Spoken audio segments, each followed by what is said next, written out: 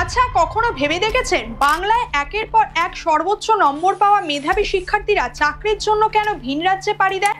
বাংলায় মাধ্যমিক বা উচ্চ মাধ্যমিক বোর্ডের ফল প্রকাশ হলে মেধা তালিকায় থাকা স্টুডেন্টদের নাম্বার হয় আকাশ ছোঁয়া। এমনকি সিবিএসসি বা আইসিএসসি বোর্ডের পরীক্ষাগুলিতেও মেধা তালিকায় বাংলা স্টুডেন্টদের নাম উঠে আসে। কিন্তু কেন তারা কর্মসংস্থানের জন্য বাংলার মাটিকে ভরসা করতে পারছে না? এর দুটো প্রাথমিক কারণ হলো, এক, বাংলায় সরকারি চাকরির অনিশ্চয়তা, দুই, যে কোনো বেসরকারি ফিল্ডে চাকরি থাকলেও পারিশ্রমিক অনেক কম। এছাড়াও বাংলায় অনেক বছর কোনো নতুন শিল্প গড়ে ওঠেনি, ফলে বাংলায় যেমন জনসংখ্যা বাড়ছে একই হারে তেমন বেকারত্বও বাড়ছে।